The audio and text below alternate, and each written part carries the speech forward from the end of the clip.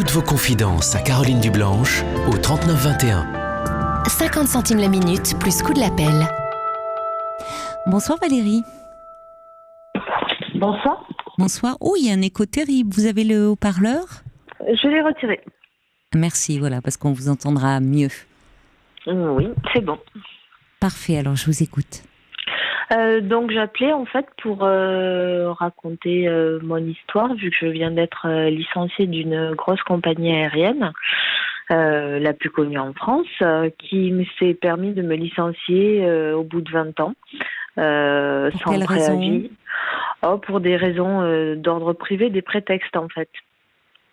C'est la politique de l'entreprise qui a fait qu'ils ont décidé de me licencier sous des prétextes. Les premiers, c'était soi-disant la sécurité des vols. Ensuite, c'était soi-disant des SMS d'ordre privé que j'avais envoyés Vous à êtes des personnel collègues. navigant ? Oui. D'accord. Voilà, enfin, j'étais plus exactement. Donc, c'est à la suite de ça, si vous voulez, que je suis victime d'une véritable injustice, puisque les raisons pour lesquelles je suis licenciée ne sont pas justifiées. Alors, il faut faire un recours, aller en prud'homme, contester ça. Oui, mais c'est ce qui est en train de se faire.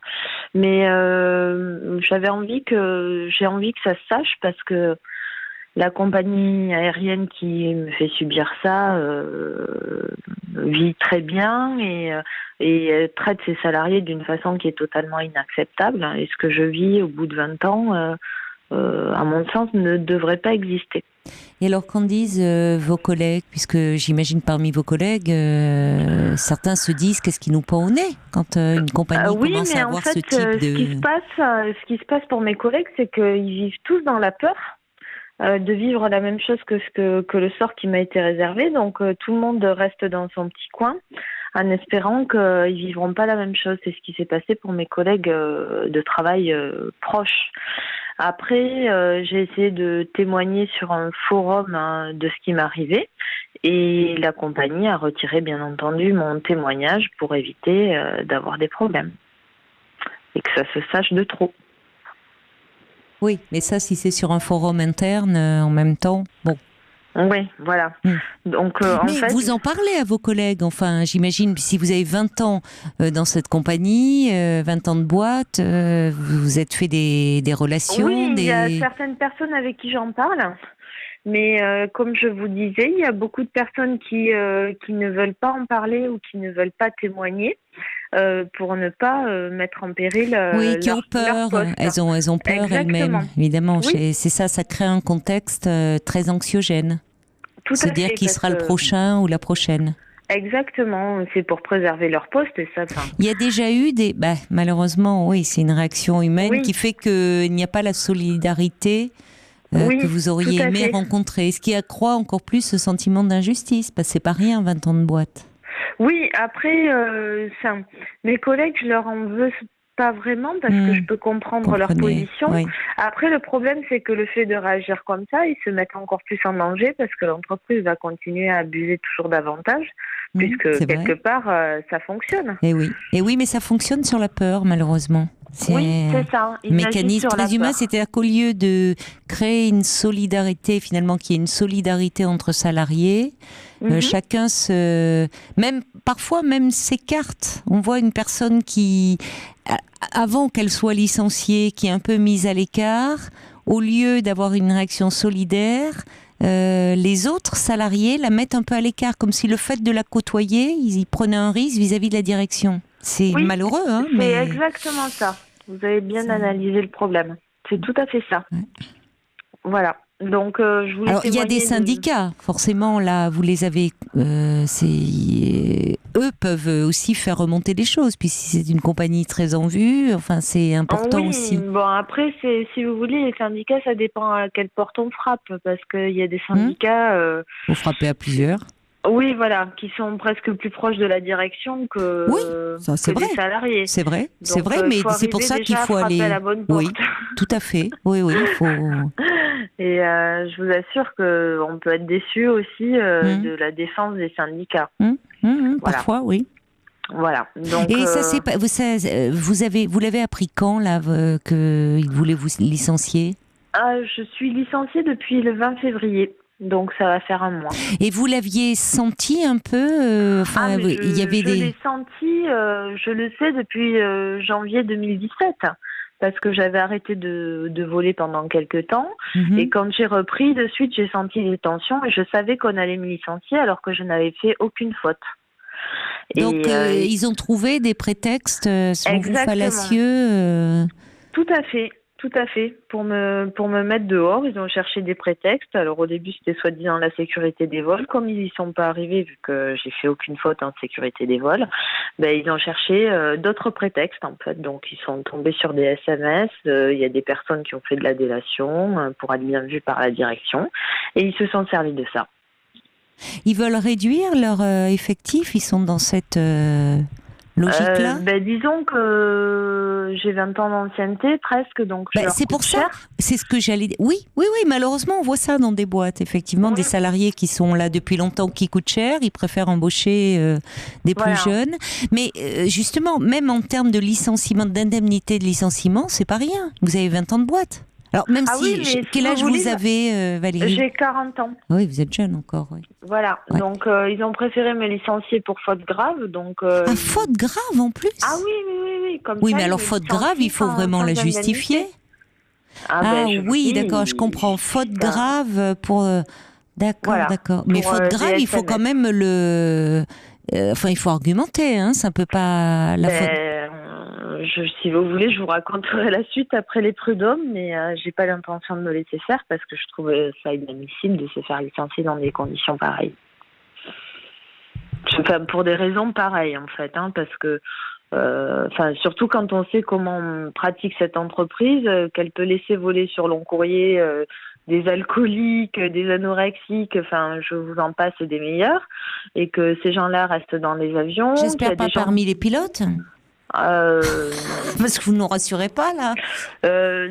A priori non, j'y passe pas ma vie, mais a priori non. Quand même un peu, si vous voulez, vous voyez un peu l'état du pilote dans l'avion, non ? A priori non. Écoutez, dans ma carrière, non, finalement on va se rabattre sur le bateau, hein. Oui. Ouais, finalement, qu'une bonne bouée, on peut s'en sortir. C'est ça.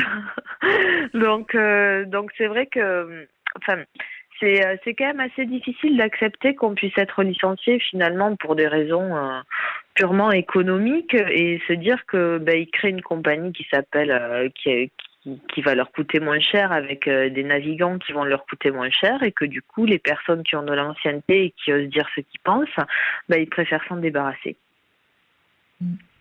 Voilà. Donc je voulais témoigner de cette histoire parce que je trouve que c'est inadmissible venant d'une compagnie aérienne de renom d'avoir un tel comportement vis-à-vis de ses salariés. Donc vous avez entamé une démarche pour aller au prud'homme ? Oui, c'est ça. D'accord. Vous êtes soutenue là sur un plan personnel, familial ? Oui, je suis soutenue, oui. Oui, et peut-être, j'entends bien qu'au sein de la boîte, non, parce que les gens ont peur, mais en privé, est-ce que quand même, parce qu'en 20 ans, on se fait des relations, des amis, est-ce que certains vous manifestent leur soutien en dehors de l'entreprise ? Non, vous parlez de vos collègues. Non, je vous dis, mes collègues, en fait, ils ont vraiment tous réagi dans la peur, hein. Ça a été, il y en a quelques-uns qui ont témoigné, mais après, là, j'ai plus beaucoup de nouvelles en fait. Voilà, c'est même les syndicats qui m'ont défendu juste avant le licenciement. Elle m'a dit, maintenant je peux plus rien faire. Tu prends un avocat, voilà. Et c'est ce que vous avez fait, vous êtes... Oui, d'accord. Là, si vous voulez, je suis en procédure pour récupérer ce qu'on me doit. Mais c'est ça, parce que c'est important, mais c'est aussi la façon dont l'entreprise a procédé pour me licencier. Et c'est surtout là-dessus que je voudrais mettre l'accent et que je veux que ça se sache, parce que licencier quelqu'un au bout de 20 ans en cherchant des prétextes pour le mettre à la porte... dans une grosse entreprise comme et cette entreprise, c'est totalement inadmissible. Bon, alors vous avez raison de vous défendre, de contre-attaquer et de faire valoir vos droits. Oui, je pense, voilà. En même temps, je ne sais pas ce que vous conseille votre avocate, mais peut-être que je comprends, quand on est victime d'une injustice, on a envie que ça se sache. Peut-être que comme vous avez entamé une procédure, vous allez au prud'homme, il faut peut-être pas non plus trop... faudrait pas que ça se retourne contre vous, voyez, ou médiatiser les choses, ou... De médiatiser la situation, pourquoi ça se retournerait contre moi ? Parce que quand on entame une procédure, vous ne savez pas, il vaut mieux faire les choses, contre-attaquer certes, mais de façon discrète. Ah, vous pensez que l'entreprise peut se retourner contre moi parce que j'en ai parlé ? On ne sait jamais. Vous ne l'avez pas nommé, c'est très bien. Mais j'entends bien que derrière, il y a votre démarche de... Vous le dites, vous l'avez dit à plusieurs reprises, je veux que ça se sache. Vous appelez Europe 1, la libre antenne. Et je ne sais pas, moi, je ne suis pas du tout spécialiste de ces questions-là, mais vous pourrez en parler à votre avocate, lui demander quand même son avis. Pour ne pas vous exposer, que ça ne se retourne pas contre vous. Parce qu'autant, quand on est porté par un syndicat, que quelque chose peut être médiatisé, on sait que ça peut être un moyen de pression.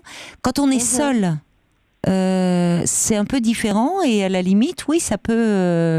je ne sais pas, je vous dis de poser la question à votre avocate quand même, par prudence, par précaution. D'accord, oui. Vous voyez, parce qu'après on peut dire, elle dénigre l'entreprise, elle... Vous voyez, enfin des choses... Ce qui se comprend compte tenu de ce que vous vivez, évidemment. Mais d'être prudente et justement, parfois... que ça ne se retourne pas contre moi, Exactement. Comme, vous voyez, après, ils ont... les avocats, ils ont leurs arguments, ils sont... Bon, l'entreprise aura ses propres avocats. Comme c'est une grosse boîte, elle aura des avocats qui seront là pour la défendre, aussi. Ah oui, mais ça, je me fais aucun souci de là-dessus. Je pense qu'ils feront tout pour m'écraser, comme ils l'ont fait jusqu'à maintenant. Donc, et vous n'envisagez pas de... Pour le moment, c'était là que vous êtes dans cette contre-attaque, ce qui est bien compréhensible, et vous n'envisagez pas encore votre avenir, parce que vous êtes jeune, vous avez 40 ans, donc évidemment, en termes de futur professionnel... Vous y pensez ou pour le moment non? C'est trop prématuré, vous êtes plutôt... Si, j'y pense parce que j'aimerais retravailler rapidement. Mais ceci dit, c'est vrai que cette histoire me pollue. Et je pense que pour être disponible dans une nouvelle profession, il faut quand même que les choses soient un minimum réglées. Ce qui n'est pas le cas encore à ce jour. Oui, bien sûr, c'est prématuré pour le moment. Vous êtes trop dans... Oui, il faut que... Dans cette colère, évidemment, bien compréhensible, et ce sentiment d'injustice. Oui. Voilà, donc... Nouvelle profession ou pas, d'ailleurs, parce que c'est vrai que ça peut être l'occasion d'une reconversion, parce que 40 ans, c'est encore jeune pour pouvoir, justement, peut-être envisager, si vous aviez un projet, et que parfois, ce qui se révèle au départ... une injustice terrible, on peut se transformer si vous avez le sentiment d'obtenir réparation aussi, évidemment, moralement et financièrement. Je suis d'accord avec vous. Mais ou peut-être dans continuant votre métier, mais dans une autre compagnie. Oui, les deux sont envisageables. Vous verrez. Après, ce qui compte, c'est comme vous l'avez très bien dit, c'est d'obtenir réparation. Oui. Et voilà, quand on est victime d'une injustice, on a envie que justice soit faite. Et c'est vrai que tant que j'aurais pas obtenu ça, ça va être assez difficile pour moi de pouvoir me consacrer pleinement à une nouvelle profession ou dans une autre compagnie. Écoutez, alors je vous souhaite bon courage dans vos démarches et en espérant que vous obteniez gain de cause, et vous pourrez nous rappeler pour nous donner de vos nouvelles alors à ce moment-là. D'accord. Merci au revoir, pour Valérie. votre écoute. Au revoir. Bon courage, au revoir. Merci. Europe 1. Caroline Dublanche.